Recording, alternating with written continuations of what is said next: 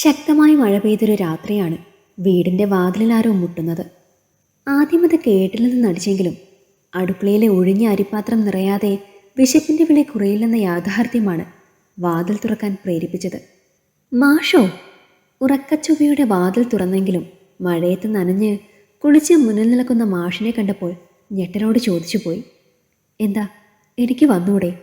തലമുടിയിലെ വെള്ളം കൈകൊണ്ട് തട്ടിത്തെറിപ്പിച്ച് ചിരിയോടെ മാഷ് ചോദിക്കുമ്പോഴും എൻ്റെ ഞെട്ടൽ മാറിയിരുന്നില്ല.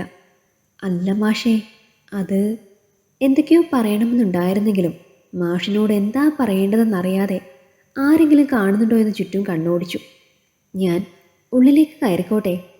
മാഷിൻ്റെ ആ ചോദ്യത്തിന് മുന്നിൽ ഞാൻ പിന്നെയും മറുപടി എന്ത് പറയണമെന്നറിയാതെ കുഴഞ്ഞു.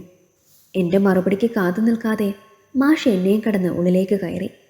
വീണ്ടും ചുറ്റുമൊന്ന് കണ്ണോടിച്ചുകൊണ്ടാണ് ഞാൻ ഉള്ളിലേക്ക് കയറി വാതിലടച്ചത്. ഒരു തോർത്ത് തന്നെ തല തുടയ്ക്കാൻ. മാഷ് അപ്പോഴും തലമുടിയിലെ വെള്ളം കൈകൊണ്ട് തുടയ്ക്കുകയായിരുന്നു. ഒന്ന് തോർത്ത് തരുമോ? മാഷിന് നേരെ നീട്ടിയ തോർത്ത് വാങ്ങാതെയാണ് അത് ചോദിച്ചത്. മാഷിന് ഇത് എന്തു പറ്റിയെന്ന സംശയത്തിൽ മടിച്ചാണ് തല തോർത്തി കൊടുക്കാൻ തുടങ്ങിയത്. എന്നെ ഞെട്ടിച്ചുകൊണ്ടാണ് മാഷിൻ്റെ നെഞ്ചിലേക്ക് മുഖം ചേർത്ത് നിന്നത്. എന്താ മാഷി ഇത്? ദേഷ്യത്തോടെ അത് പറഞ്ഞുകൊണ്ട് മാഷിനെ തള്ളി മാറ്റി. എന്തോ കുറ്റം ചെയ്ത കുട്ടിയെപ്പോലെ മാഷ് ഒന്നും മിണ്ടാതെ തലകുമ്പിട്ട് എൻ്റെ മുന്നിൽ തന്നെ നിന്നു. എന്ത് ചെയ്യണമെന്നറിയാതെ ഞാനും പുറകിലേക്ക് മാറി മേശയിൽ ചാരി നിന്നു. മാഷ് ചെല്ല്, വെറുതെ നാട്ടുകാരെ കൊണ്ട് ഓരോന്ന് പറയിപ്പിക്കേണ്ട. ആ നിൽപ്പ് കുറച്ചുനേരം തുടർന്ന ശേഷമാണ് ഞാനത് പറഞ്ഞതും മാഷ് പുറത്തേക്ക് ഇറങ്ങിയതും. ഇനി നനയണ്ട, ഞാൻ കുട എടുത്തിട്ട് വരാം. കമ്പിയോട് ഞാൻ നരച്ച കുടയായി ഞാനെത്തുമ്പോഴേക്കും മാഷ് മഴ നനഞ്ഞ് മുറ്റവും കഴിഞ്ഞ് നടന്നകന്നിരുന്നു. ആ രാത്രി എത്രയൊക്കെ ശ്രമിച്ചിട്ടും ഉറങ്ങാൻ കഴിഞ്ഞിരുന്നില്ല.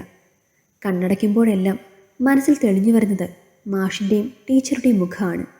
പകൽ വെളിച്ചത്തിൽ എന്നെ നോക്കി പുഞ്ചിരിക്കാറുള്ള രണ്ട് മുഖങ്ങൾ അവരുടെ മാത്രമാണ്.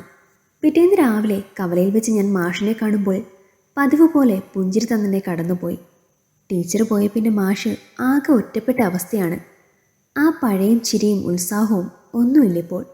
കടത്തിണ്ണയിൽ നിന്ന് ആരോ പറയുന്നത് ഞാനും കേട്ടിരുന്നു. അന്ന് രാത്രി വാതിലിൽ മുട്ടുന്ന ശബ്ദം കേട്ട് വാതിൽ തുറക്കാൻ ചെല്ലുമ്പോൾ മാഷ് ആകൃതി എന്നുള്ള പ്രാർത്ഥനയായിരുന്നു. ചിരിയോടെ മുന്നിൽ നിൽക്കുന്ന മാഷിനെ കണ്ടപ്പോൾ എന്ത് പറയണമെന്നറിയാതെ ഞാൻ വാതിലും ചാരി നിന്നു. ഞാൻ അകത്തോട്ട് വന്നോട്ടെ? മാഷിൻ്റെ ആ ചോദ്യത്തിന് എനിക്ക് ഉത്തരവില്ലായിരുന്നു. മറുപടി കേൾക്കാൻ നിൽക്കാതെ മാഷ് ഉള്ളിലേക്ക് കയറി പഴയ പ്ലാസ്റ്റിക് കസേരയിൽ ഇരുന്നു. എന്താ മാഷേ ഇത്? മനസ്സിൽ വന്നത് ചോദിക്കാൻ കഴിയാതെ പാതി നിർത്തി ഞാൻ ആ മുഖത്തേക്ക് നിസ്സഹായതയോടെ നോക്കി. കുറച്ചു നേരം എന്നോട് സംസാരിച്ചാൽ മതി, വേറെ ഒന്നും വേണ്ട, ഞാൻ പൈസ തന്നോളാം. അത് പറഞ്ഞ് മാഷ് പോക്കറ്റിൽ നിന്നും 500ൻ്റെ കുറച്ച് നോട്ടുകൾ എനിക്ക് നേരെ നീട്ടി. ഞാനത് വാങ്ങുന്നില്ലെന്ന് കണ്ടപ്പോൾ മേശപ്പുറത്തേക്ക് വെച്ചിട്ട് എന്നെ നോക്കിയിരുന്നു. എന്താ മാഷിന് പറയാനുള്ളത്?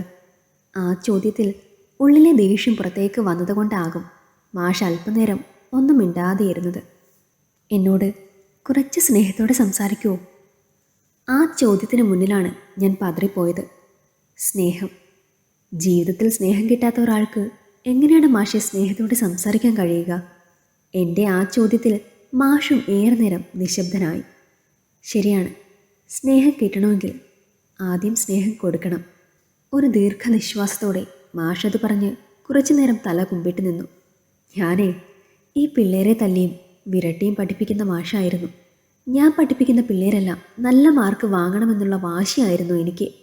അതുകൊണ്ടെന്താ, പിള്ളേർക്ക് എന്നോട് പേടി മാത്രമാണ്. ചില പിള്ളേർക്ക് ബഹുമാനവും. ഈ ബഹുമാനം എന്ന് പറയുന്നത് സ്നേഹം കൊണ്ടല്ല, പേടി കൊണ്ടാണ്. മാഷ് പറയുന്നത് കേട്ട് ക്ലാസ്സിലെ കുട്ടിയെപ്പോലെ ഞാൻ മിണ്ടാതെ നിന്നു. എന്നെ സ്നേഹിച്ചത് എൻ്റെ ടീച്ചർ മാത്രമാണ്. ഞാൻ സ്നേഹിച്ചതും അവരെ മാത്രം. ടീച്ചറുടെ മുന്നിൽ ഞാൻ എപ്പോഴും കുട്ടിയെ പോലെയാണ്. എനിക്കവരെ ഭയങ്കര ബഹുമാനമാണ്. പേടി കൊണ്ടുള്ള ബഹുമാനമല്ല കേട്ടോ, സ്നേഹം കൊണ്ടുള്ള ബഹുമാനം. പക്ഷെ അവൾ പോയിക്കഴിഞ്ഞ ശേഷം ഈ സ്നേഹമെന്ന് പറയുന്ന സാധനം ഞാൻ അറിഞ്ഞിട്ടില്ല.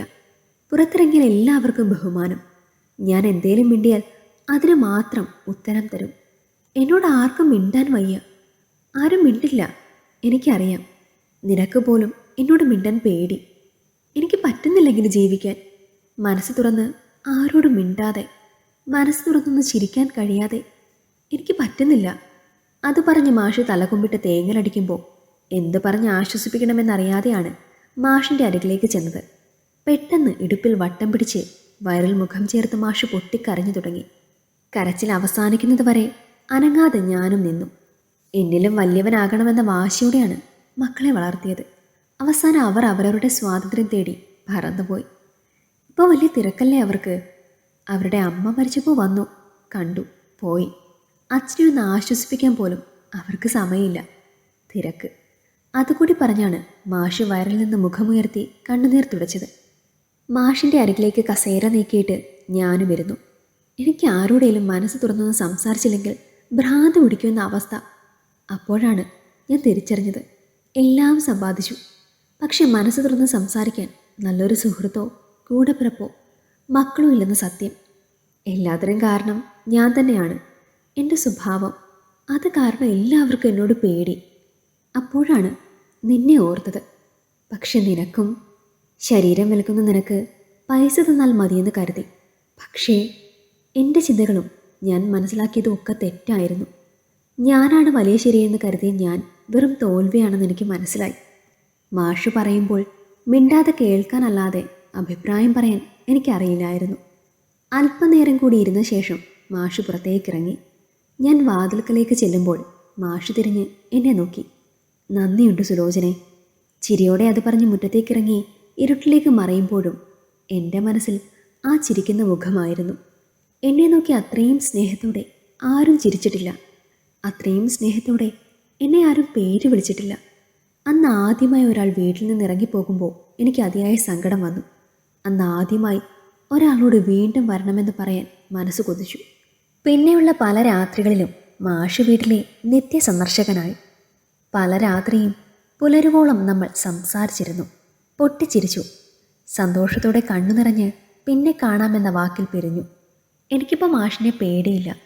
ആ മനസ്സ് എത്രത്തോളം ലോലമാണെന്ന് ആരെക്കാളും എനിക്കറിയാം.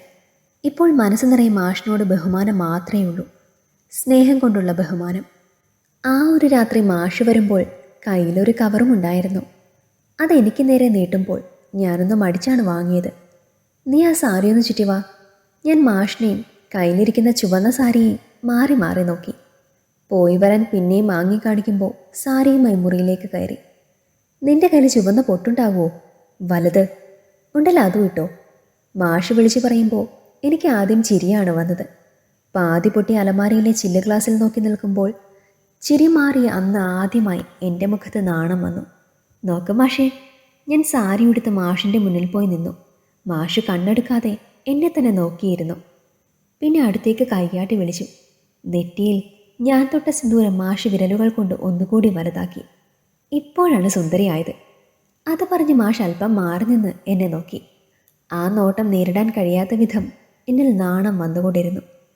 ഞാൻ നിന്റെ മടിയിൽ കിടന്നോട്ടെ? ആദ്യമായാണ് മാഷ് എന്നോട് അങ്ങനെ ഒരു ആവശ്യം പറയുന്നത്. ഞാൻ സമ്മതത്തോടെ കട്ടിലിലിരിക്കുമ്പോൾ മാഷിൻ്റെ മടിയിൽ കിടന്നു. ഞാൻ മരിക്കുമ്പോൾ നീ ഈ സാരിയും ചുറ്റി വേണം കേട്ടോ എന്നെ കാണാൻ വരാൻ. പിന്നെ ഈ പൊട്ടും അതിത്രയും വലുത് വേണം. എന്താ മാഷ് ഇങ്ങനെയൊക്കെ പറയുന്നേ? മാഷിൻ്റെ വാക്കുകൾ കേൾക്കുമ്പോൾ നെഞ്ചിലൊരു വേദനയായിരുന്നു. നീ തല കുമ്പിട്ടെ. മാഷ് പറയുമ്പോൾ ഞാൻ മുഖം മാഷിൻ്റെ മുഖത്തോടടുപ്പിച്ചു. മാഷ് നെറ്റിയിലൊരു ചുംബനം നൽകുമ്പോൾ സന്തോഷം കൊണ്ട് കണ്ണുകൾ നിറഞ്ഞു. സ്നേഹത്തോടെ ഒരാൾ ആദ്യമായി നൽകുന്ന ചുംബനം, അത് പിന്നെയും ആസ്വദിക്കാനെന്നോണം ഞാൻ കണ്ണടച്ച് മനസ്സിൽ ആ നിമിഷം തന്നെ ഓർത്തോർത്തിരുന്നു. ഞാൻ ഇറങ്ങട്ടെ സുലോചനെ? അത് പറഞ്ഞ് മാഷ് എഴുന്നേൽക്കുമ്പോഴാണ് ഞാൻ കണ്ണു തുറന്നത്. അപ്പോഴേക്കും മാഷ് വാതിൽ കടന്നിരുന്നു. എന്തു പറ്റി മാഷേ? എന്തേലും വയ്യായ്കയുണ്ടോ? മാഷിൻ്റെ നടപ്പിൽ എന്തോ വ്യത്യാസമുള്ളതുപോലെ തോന്നിയത് കൊണ്ടാണ് ചോദിച്ചത്. ഒന്നുമില്ല, നീ കിടന്നോ. മാഷ് മുറ്റത്തേക്ക് ഇറങ്ങുമ്പോൾ മാഷ് പോകാതിരുന്നെങ്കിലെന്ന് ഞാൻ ആശിച്ചു പോയി. പതിവ് പോലെ ഇരുട്ടിൽ നിന്നും മറഞ്ഞിട്ടും ഞാൻ വാതിലും ചാരി നിന്നു. മാഷ് സമ്മാനിച്ച ചുംബനത്തിൻ്റെ ആലസ്യത്തിൽ അന്ന് രാത്രി ആ സാരിയിൽ തന്നെ ഉറങ്ങും മുൻപ് ഏറെ നേരം കണ്ണാടിയിൽ നോക്കി നിന്നു. പതിവില്ലാതെ ചുണ്ടിൽ പുഞ്ചിരി വിരിയുന്നതും കണ്ണുകൾ തിളങ്ങുന്നതും ഞാൻ തന്നെ അറിയുന്നുണ്ടായിരുന്നു. മാഷ് മരിച്ചെന്ന വാർത്ത കേട്ടാണ് പിറ്റേന്ന് നാടുണർന്നത്. അത് കേട്ട ഞെട്ടലിൽ എന്ത് ചെയ്യണമെന്നറിയാതെ അല്പനേരം സ്തംഭിച്ച് നിന്നുപോയി. പിന്നെ എന്തോ ഓർത്തുന്ന പോലെയാണ് മുറിയിലേക്ക് നടന്നത്. രാവിലെ കട്ടിലിൽ അഴിച്ചിട്ട സാരി വാരി വലിച്ചു ചുറ്റുമ്പോൾ കണ്ണുകൾ നിറഞ്ഞൊഴുകുകയും ശരീരം തളരുന്നത് പോലെയും തോന്നി. കണ്ണാടിക്ക് മുന്നിൽ നിന്ന് സിന്ദൂരം വട്ടത്തിലിടുമ്പോൾ സങ്കടം പിടിച്ചു നിർത്താൻ കഴിയാതെ കട്ടിലിൽ വീണ് ഉറക്കെ നിലവിളിച്ച് പൊട്ടിക്കരഞ്ഞു. മനസ്സൊന്ന് ശാന്തമായപ്പോഴാണ് ഇറങ്ങി മാഷിൻ്റെ വീട്ടിലേക്ക് നടന്നത്. മാഷിനെ അവസാനം കാണാൻ ആ ഗ്രാമം മൊത്തം എത്തിയിട്ടുണ്ട്. യൂണിഫോം ധരിച്ച കുട്ടികളും മാഷുമാരും നിൽക്കുന്ന നീണ്ട നിരയെ കിടന്ന് ഞാൻ ഉമ്മറത്തേക്ക് കയറുമ്പോൾ ആരൊക്കെ ഉച്ചത്തിൽ എന്നെ വഴക്കു പറയുന്നുണ്ട്. ഉമ്മറത്ത് കിടത്തിയിരിക്കുന്ന മാഷിനെ നോക്കി അല്പനേരം അരഭിത്തിയിൽ കൈതാങ്ങി നിന്നു. മാഷിൻ്റെ മുഖത്ത് അപ്പോഴും ആ പുഞ്ചിരി ഉണ്ടായിരുന്നു. തിരിഞ്ഞു നടക്കുമ്പോൾ സുലോചന എന്ന് മാഷ് വിളിക്കുന്നത് പോലെ. ഇല്ല, അതെനിക്ക് തോന്നിയതാണ്. മാഷ് എന്നെ വിട്ട് പോയിരിക്കുന്നു. മനസ്സിൽ വന്ന ചിന്തകളൊക്കെ ഉച്ചത്തിൽ വിളിച്ചു പറഞ്ഞ് വേഗത്തിൽ നടക്കുമ്പോൾ ഇവർക്ക് ഭ്രാന്താണോ എന്ന് ആരൊക്കെ വിളിച്ച് ചോദിക്കുന്നുണ്ടായിരുന്നു. അതെ, എനിക്ക് ഭ്രാന്ത് പിടിക്കുന്നു. അന്ന് മാഷ് പറഞ്ഞതുപോലെ ആരോടും ഒന്നും പറയാൻ കഴിയാതെ എനിക്ക് ഭ്രാന്ത് പിടിക്കുന്നു. ഇനി ആരും എന്നെ സ്നേഹിക്കാനില്ലെന്നതോർത്ത് ഭ്രാന്ത് പിടിക്കുന്നു. ഇനി ആരെയും കാത്തിരിക്കാനില്ലെന്നോർത്ത് ഭ്രാന്ത് പിടിക്കുന്നു. വീട്ടിൽ ചെന്ന് സാരി വലിച്ചൂരി മടക്കി ഭദ്രമായി വെച്ചു. കുറച്ചു നേരം സാരി നോക്കിയിരുന്ന ശേഷം മടിയിലേക്ക് വെച്ച് മെല്ലെ തലോടി. അതെ മാഷെ, എനിക്ക് നിങ്ങളോട് പ്രണയമായിരുന്നു. എന്നെ ഇതുപോലെ ആരും സ്നേഹിച്ചിട്ടില്ല. ഇതുപോലെ ആരും എന്നോട് സ്നേഹത്തോടെ സംസാരിച്ചിട്ടില്ല. അത് പറഞ്ഞ് സാരി മുഖത്തോട് ചേർത്ത് ചുംബനം നൽകിക്കൊണ്ടിരുന്നു. അപ്പോഴാണ് വാതിലിനപ്പുറം ചിരിയോടെ മാഷിനെ നോക്കി നിൽക്കുന്നത് കാണുന്നത്. മാഷ് വന്നോ? സാരി കട്ടിലേക്ക് ഇട്ടിട്ട് ഞാൻ മാഷിൻ്റെ അരികിലേക്ക് നടന്നു. അപ്പോഴേക്കും മാഷ് പുറത്തേക്കിറങ്ങി. ഞാൻ വേഗത്തിൽ അവിടേക്ക് നടക്കുമ്പോൾ മാഷ് വേഗത്തിൽ പിന്നെ മുന്നോട്ട് നടന്നു. നിൽക്ക മാഷേ, കുട്ടികളെ മാറിയിട്ടില്ലേ മാഷിൻ്റെ? വേഗത്തിൽ നടക്കുന്ന മാഷിൻ്റെ പിന്നാലെ ഞാൻ ഓടുമ്പോൾ മാഷ് ഓടി, പിന്നാലെ ഞാനും. ഇടവഴി കഴിഞ്ഞ് മാഷ് റോഡിൽ കയറുമ്പോൾ ഞാൻ പിന്നാലെ ഓടി. റോഡ് മുറിച്ച് കിടന്നോടുന്ന മാഷിൻ്റെ പിന്നാലെ ഞാൻ ഓടുമ്പോൾ ശബ്ദം മുഴക്കി വരുന്ന ലോറിയെ ഞാൻ കണ്ടില്ല. നിൽക്ക മാഷേ, ഞാനും വരുന്നു. അന്തരീക്ഷത്തിലൂടെ ഉയർന്നു പൊങ്ങുമ്പോൾ എന്നെ നോക്കി ചിരിക്കുന്ന മാഷിനെ നോക്കി ഞാൻ വീണ്ടും പറഞ്ഞു. ഈ കഥ നിങ്ങൾക്കിഷ്ടമായെങ്കിൽ ലൈക്ക് ചെയ്യൂ. നിങ്ങളുടെ അഭിപ്രായങ്ങൾ കമൻ്റായി രേഖപ്പെടുത്തൂ. കൂടുതൽ കഥകൾ കേൾക്കാൻ ഈ ചാനൽ സബ്സ്ക്രൈബ് ചെയ്യൂ.